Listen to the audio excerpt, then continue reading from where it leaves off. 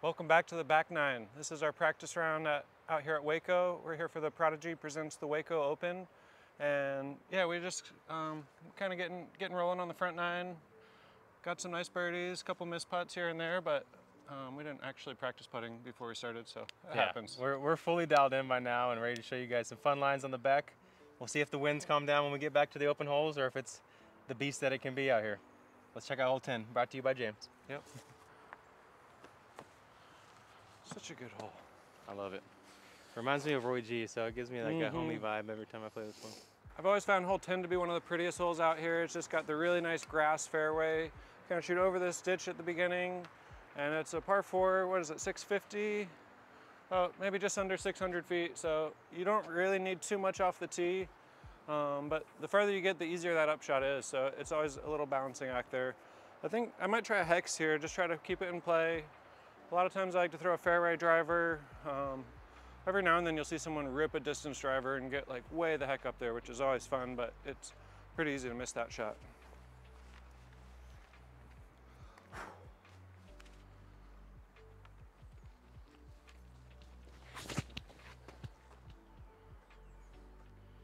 Oh yeah.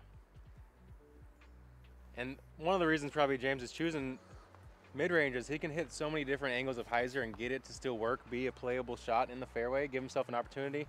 Whereas you play those more aggressive shots, there's a smaller margin of error. I'm gonna go with the Wrangler. It's a 9-speed, so going into that fairway class, but this one's neutral enough. I feel good about its ability to kind of flip up on the hyzer.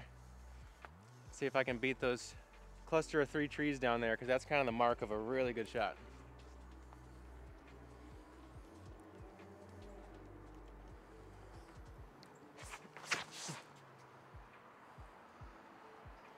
Sick. Wrangler holding off the fade just till the end and shaping the fairway nice. Let's go. That grass is a little longer than normal, so I think that would make this hole play a little on the easier side. In the past, a lot of times, anything that's coming in with hyzer had a tendency to maybe skip down towards the woods and be really challenging, but True, that's a good. if that grass is a little thicker, you can probably get a little more aggressive on a tee shot. James thinking the game to the elite level. It's all about the details, y'all. Finished on the left side here, which is, I feel like is kind of preferable. It opens up this nice, pretty open hyzer window into the basket. It's not a long shot coming in, but distance and speed control is really important because there's a little hill behind the basket and some bare ground. It's easy to go quite long if you air it.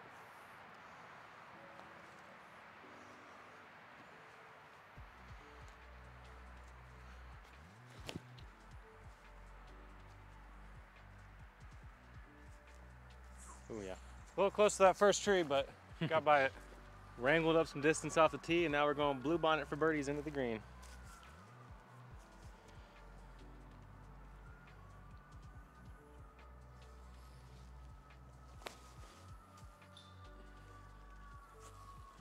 Textbook. Yeah. Nice. Thank you. Even up here, it's way more grass and stuff. I feel like this has all been pretty barren most years. So. Yeah. I feel like that bowl will have some stuff in it, but where people walk around it, it's all usually dirt. Yeah. Course is looking good.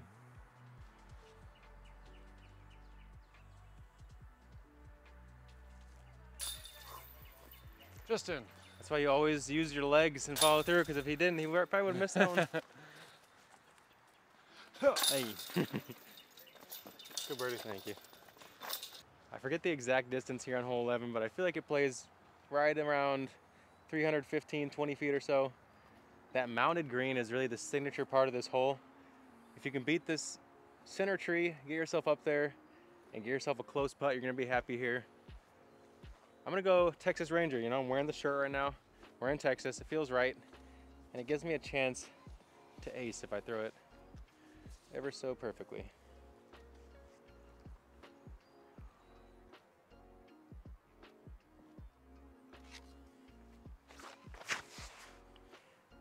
Those little tickle in the back of my head on the tee shot kind of got in my head, bro. Come on now. Come on. Come on. Cut it. I'm pulling this thing out. Sometimes being tall.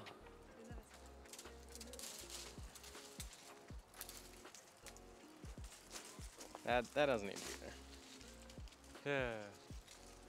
Get it. Our tees are a sacred place. Yes. always liked trying to get that left gap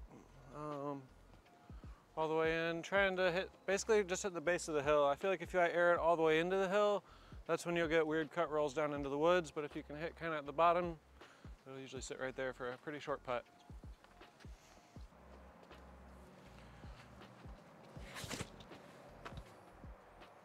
Beat it. Oh my gosh. That's the treat of miss. I'm gonna go for the soft forehand horny toad. Try to feather it up there.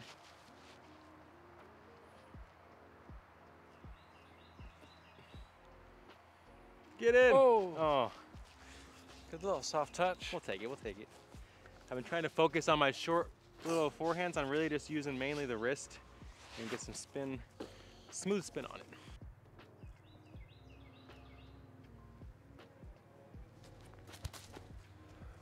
Cash out.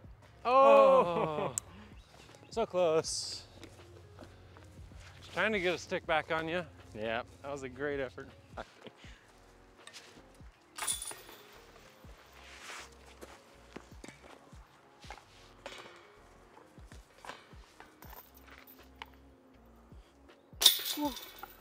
This hole definitely has that roll away potential, so it's one of those that you got to give an extra ounce of focus on and really see that disc go in before you putt it. Hole 12 is our last heavily wooded hole of the round. To me, this is probably the hardest birdie on the course. It's another that they used to call a par 5 and now is playing as a par 4. It takes a really well-placed drive to even have a chance, and if you get that drive in a great place, it's not an easy second shot to execute. The hole kind of bends right once, straightens out, then kind of S's up to the right and straightens out again. I feel like pushing forehand hyzer is probably the most optimal shot on the hole. I'm trying to just do a somewhat conservative turnover into the fairway. Can't get too much turn or it likes to cut roll into the woods, which is not what I'm looking for. That's forehandville, when you cut into the woods. Yeah.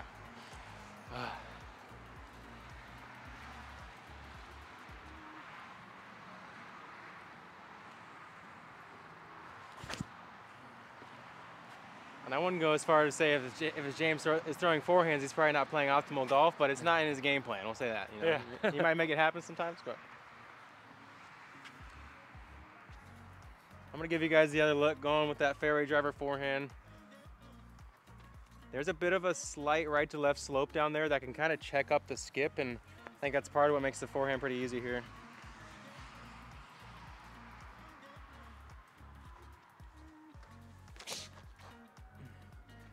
Like that's a little hugged off right, and you feel like it should get punished, but that hill kind of collects stuff, so we'll see how it rolled. I think I might have curled a little left, but it's definitely playable on this left side where I'm at. Connor kind of had the opposite. He ended a little bit on the right-hand side of the fairway. If we could split the difference between ours, I think we'd both be a lot happier, but they're both workable shots. I should probably play for par, but that's just not as fun. When you're as good as James, you can do both. That's the key. That's the Virus. This is my roller disc. With this early left tree, I really got to put a ton of hyzer on it. I'm trying to get it to slowly stand up, late break right. Little hole 16 hideaway action. Yeah.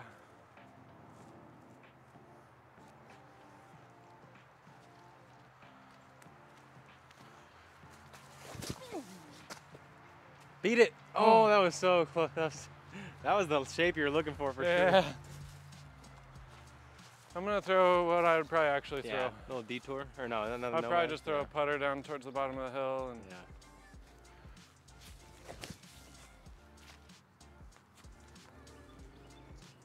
yeah. Just right down there, play for par, never a bad move on this hole. I'm gonna try to hit an aggressive turnout shot and really hammer on this Texas Ranger on a little bit of turn. See if I can get up close.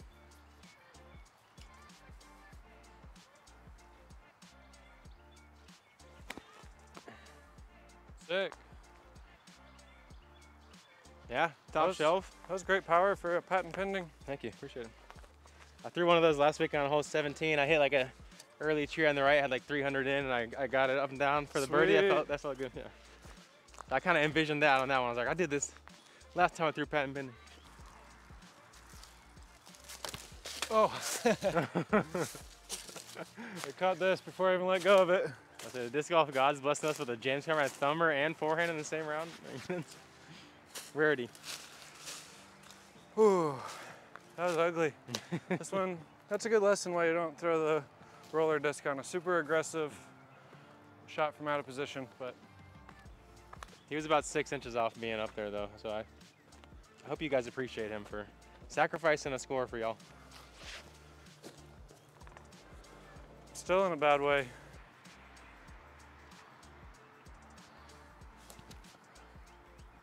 Wow, there it is. Heck yeah. Thanks. Hit the doorway.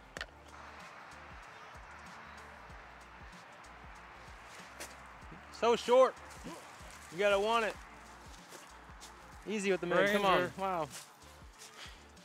Annoying, y'all. But I think the way the hole kind of played out for James just shows you guys, not only is it called the Beast because it's Brazos East, but though the rough has thinned out over time, it still has some teeth in a lot of spots. Definitely. Good second putt.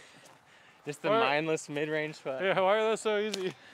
You know the exact adjustment, you're just so, the frustration gives you extra fuel, I feel like. Just, And just like that, we're back in the open for the final 6 holes of this course. Hole 13 is one of the more memorable open holes, not only because it's the kind of first breath of relief getting back into the open, but you're kind of gonna feel that wind again. And you're gonna have an eagleable par 4. You can see the basket straight ahead. A couple ways to play it. You can play fairway driver, kind of just hyzer distance driver off to the side and play an easy approach, or you can get aggressive, try to play a little bit of flex on your disc, beat the Mando tree, get down there for a putt. I'm gonna go bayonet, try to hit it pretty aggressive. We do have tailing left to right wind right now, so rather good wind to play a hard flat shot. Alpha bayonet.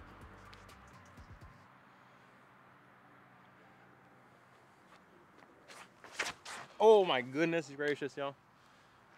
4. Good thing there's a million years of fairway over there, so. Yeah, easy birdie. I'm gonna get up and down for y'all from there.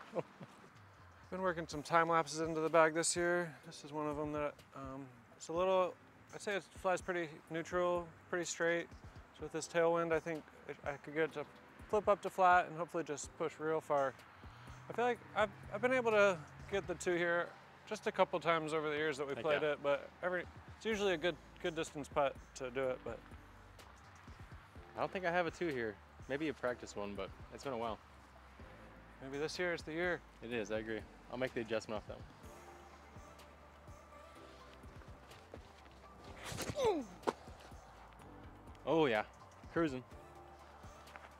Didn't quite give it the air to really get a long flight, but not bad. I'm gonna try my flippier Warbird one more time just to try to hit the gap and have a little fun.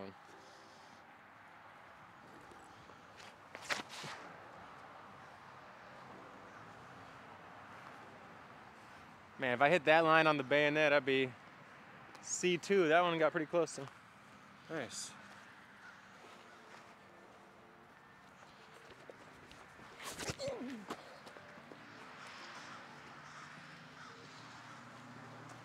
Oh.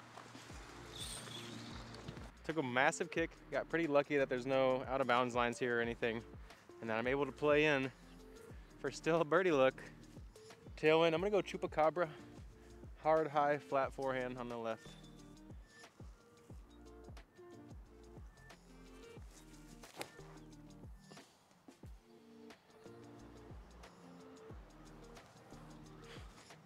Easy birdie. This one was a little low to really get the distance needed to try to attack for eagle, but yeah, pretty forgiving hole. As long as you don't go out of bounds or anything like that, should be a birdie. Just getting up and down, whether it's from 100 feet or a couple hundred, should be pretty doable.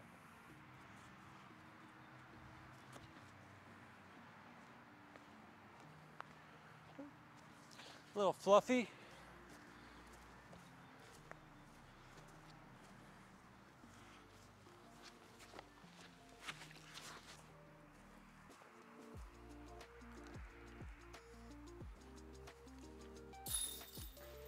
Good putt, Connor. Good birdie. Thank you. We're on hole 14. This one's interesting to me. It's almost two different holes. Like this course primarily has wind like going along the river, but depending on the day, it might be coming up or down river. So with a tailwind, this hole plays for me just like a straight putter shot. So we got a siren going by. I'm not sure how loud that is on the mic, but yeah, for me with a tailwind like today, it's pretty much just a straight putter shot right at the basket. If the wind's real strong in the face, it might be more of like a flex shot with a overstable fairway. Definitely plays a lot harder into the wind for me, but I think it's the same as last year, but it still looks different to me in my mind. There was another really big tree down there that kind of defined the fairway. These new ones are growing in though. They're looking good.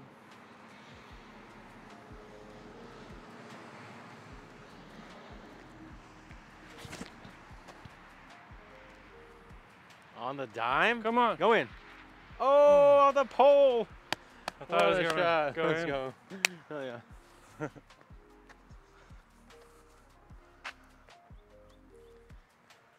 right, I'm gonna go Tour Series penny putter. Like James said, play that tailwind. I've gone forehand and backhand on this hole. I'm gonna try the backhand today though.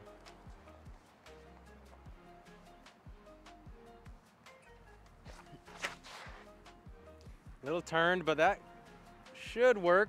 Oh no, got to the ground fast. I'm gonna go one forehand, just try it out. I think it's a little long for the fan grip on my backhand. A little slow poke spur.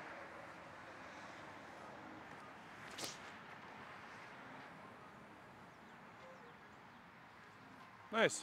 Yeah, I might just stick with the forehand. I do like the backhand though. It plays well. Got me a wicked little window here, pretty low ceiling. Tailwind's gonna want to pull it out of the air, so I'm gonna have to really fire this thing if I want to try to keep up with James.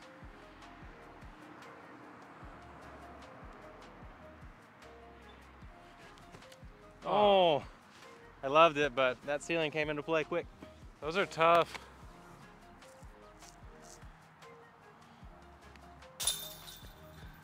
Good focus. Thanks. Yeah, I made the adjustment with the forehand here, so that's probably gonna be my tournament play. Slow poke. Thank you.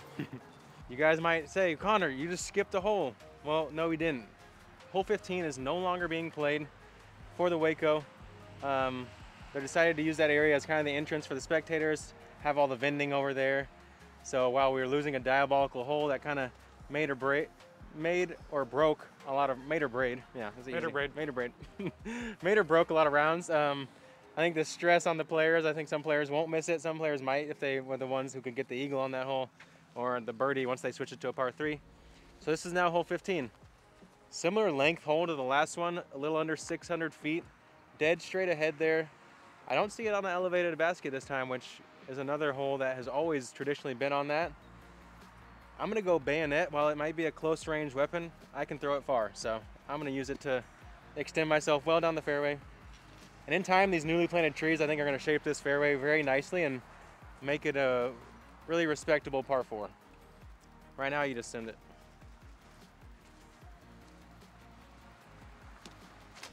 Hey, Oh, come back.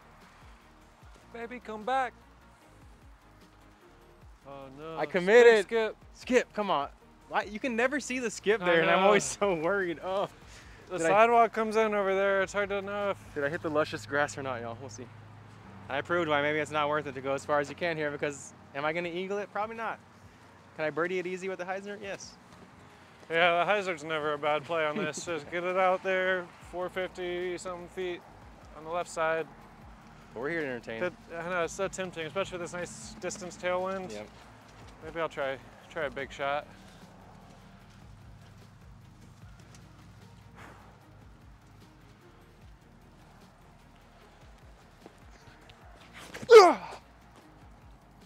Oh yeah, there's a good line. Never a doubt. I learned the grunt from James. It's something I kind of picked up from him. That's 10%. 10% power. Guaranteed. That's like 50 feet for us. That's a lot. Yeah, that's a little close for comfort here. Probably touched ground on the opposite side of inbounds and made my way over here luckily with the wide rim of the bayonet. Got a little skip. Got enough power. Yeah. It was that grunt. James was telling y'all.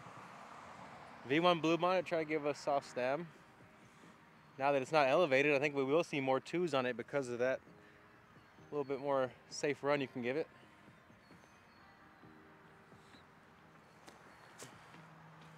Drop, Somewhere man. down now. Nice. A little lower, I like the line. I really like the distance line I put on this. Kind of got it up flat, riding right with the wind. A little higher. I think it still had some speed left when it hit the ground. I think I could have gotten a little closer, but it's a long shot for me to get all the way up to near the circle.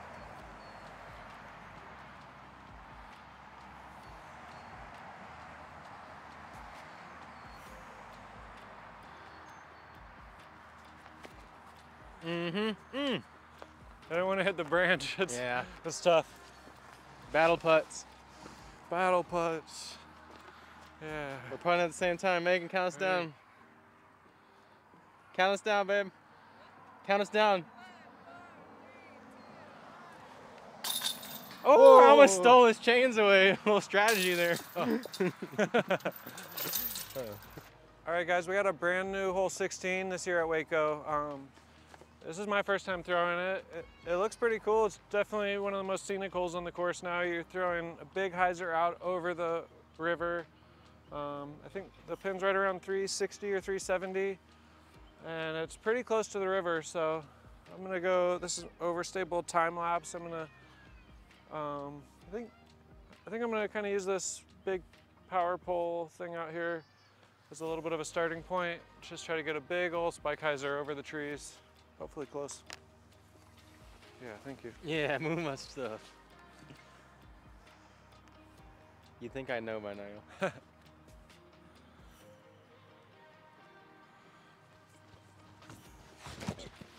Kind of glad James is breaking this one down so I can gauge his distance, and that looks money. Oh, late branch. Late branch, I might have dropped in the river. I'm gonna play, I was thinking spur or Seguin. I'm gonna go to the Seguin because it seems like quite a huck. And I do agree that if you have a wind that you know is gonna give you some lift, that power pole can definitely be a good width point, but I don't know, after seeing that, I might even try to go a little inside. Yeah, go a little taller and a little more inside. Yeah.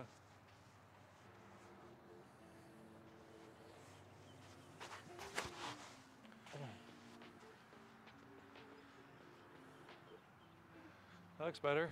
Oh, you also caught a branch. Dang, okay, this is proven to be maybe a little more long than we think.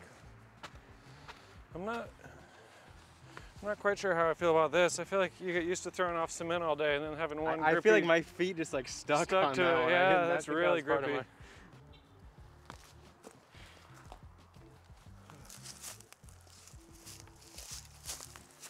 Turns out, you can't be over here.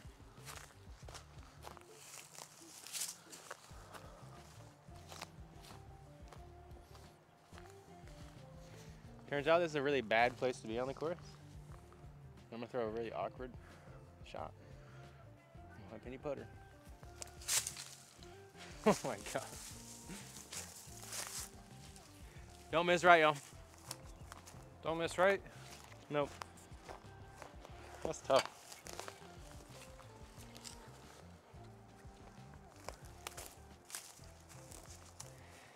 And that's the definition of don't judge a book by its cover. I was thinking this was gonna be a simple hyzer hole, but turns out it's gonna be a pretty full shot. I think I like the addition. I think it's gonna force players to really commit and miss real tall and left and kind of take a scramble if they're not feeling it. Very low ceiling here. Oh, just catching everything on the high ceilings.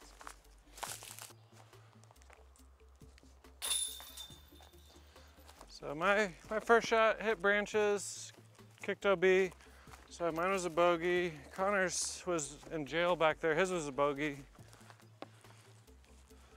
One of my extra tries, I was able to get real close here. This one I played closer to the trees on a straighter line with a really overstable panic that faded at the end. So hopefully I can learn from that one and keep doing that. Hole 17's traditionally been one of the more daunting shots out here, or two-shot holes, I should say. It's a par 4. You got out of bounds right here off the wood line on the right. Also with this path on the left and it dog legs right, playing onto a bit of a peninsula green. It's an iconic approach here at Waco, and one of those tee shots where you're gonna kind of flip back into the opposite wind than you've been playing. Forehand plays well, late flipping backhand also plays. I'm gonna go power forehand today. Take my Dragonite Warbird, trust it flat.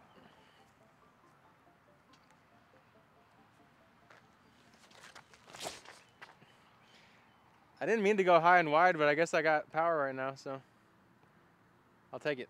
Let's go. Nice.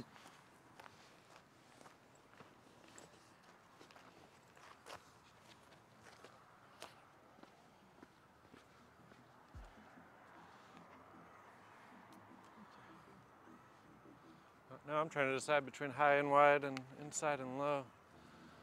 I'll try the high and wide one. It's a fun shot.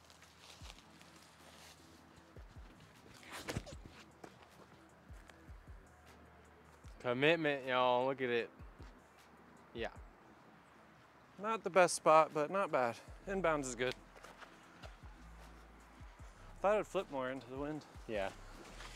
And kind of a tough spot right here. I need to get either a bit further right or quite a bit further forward on the fairway to be able to attack down the gut. Early in the tournament, I think I'd play a very conservative shot just down the hill to make par easy, but I'm a stroke back from Connor. I don't have the luxury of another round. So I might try something kind of crazy, try to go over the top. We got a left to right wind that should hold it in check.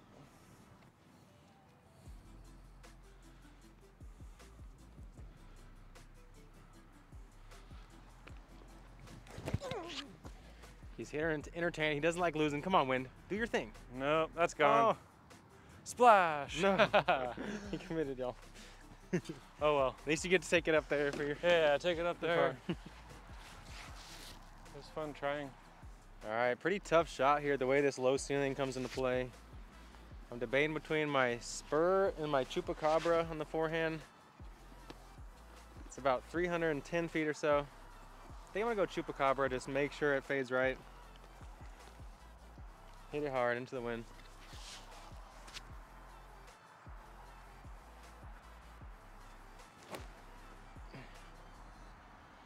Nice. That disc is so foolproof, you guys. Holy cow. Great shot.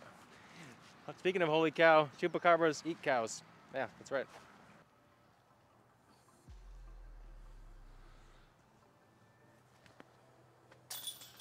Oh yeah. Solid par. One of the risks that comes with being on tour is the level of aggressiveness you got to play with. You're going to lose some discs because you got to throw such high level shots that sometimes the just error margin is so slim that it's either in or it's out, and you might not get it back. If you're thinking the left right's gonna smash your disc and it doesn't, you're gone. But if you think it's not going to and it does, you're OB right. So if you had a chupacabra, it would have just got right to the ground. They can't even fade, they just drop. Drop. All right, we made it to hole 18. This is obviously a very iconic hole out here. We're looking at just shy of 500 feet right across the pond. Seems like we typically are throwing into the wind on this shot. Occasionally we'll get a downwind day, but yeah, definitely a pro level par 3. Like a 2 feels amazing. It's very doable for a lot of us on tour, but there's also like no shame at all in laying a hyzer down on the left side and playing for that par. Three's still a good score on this. I'm 2 back of Connor right now though, so my hands are a little tied. Should I lead us off and go for it? And no, keep the aggression up? Yeah, you're right. Put the pressure on me. Yeah, come on. Yeah. We've just been doing whoever. Yeah, you're right. Keep it going. What do I want to throw? Panic. I threw my warbird that I wanted to throw on this hole in the water a couple holes ago, you guys. But...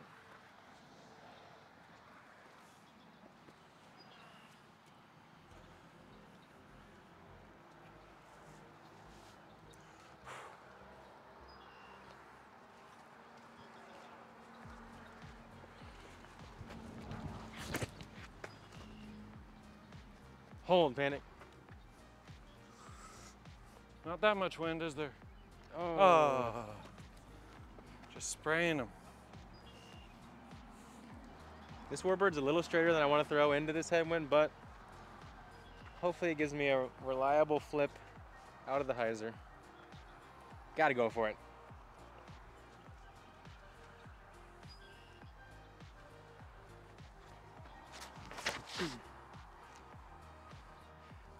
It flipped all right. Come on, come back though, buddy. Just do it. Wow, it faded pretty quickly, even though it flipped just as quick. I'm across. Yeah, good job. I'll take it.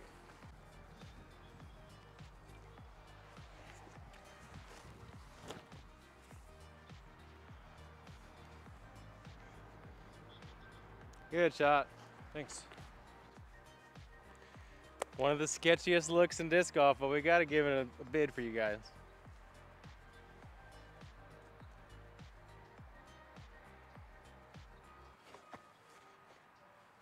Oh. Bye-bye. Bye-bye. Oh. Yeah.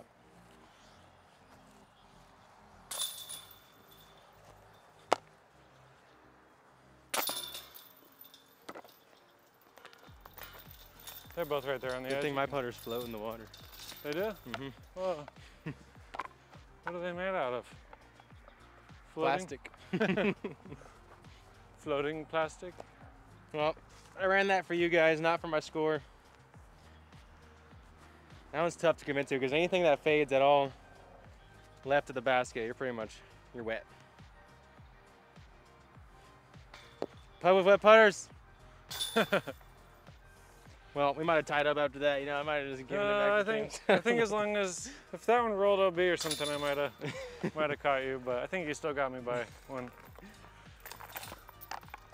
Good game. Yeah, it's good dialing in with you. Yeah. Seeing some lines out here at Waco. It's gonna be our first Elite Plus of the season, like we mentioned earlier. Yeah, we're gonna put worth some extra points in the standing, so it's a good one to show up for, make a good early season showing. Absolutely, yeah. Make sure we get hydrated later and catch up on some good rest this week. Since it is a short practice week, we're gonna have to make sure to get a good amount of time on the course. And look at the description below. We're gonna have all the ways to support James on there. And don't forget to subscribe, like. We're gonna see James hopefully again some more times this season, helping us break down courses. It's always good, and we had him last year at Waco as well. The battle of the Jordan 1s, where he let me know how to play in those shoes. I didn't get it done. I was babying my shoes, but this time we had a good little battle. Learned some new things about the course, and the course is looking great. So excited to check out Lake Waco over the next couple days and get ready for Thursday. Thanks, everyone. Thanks, James. Thanks, Megan.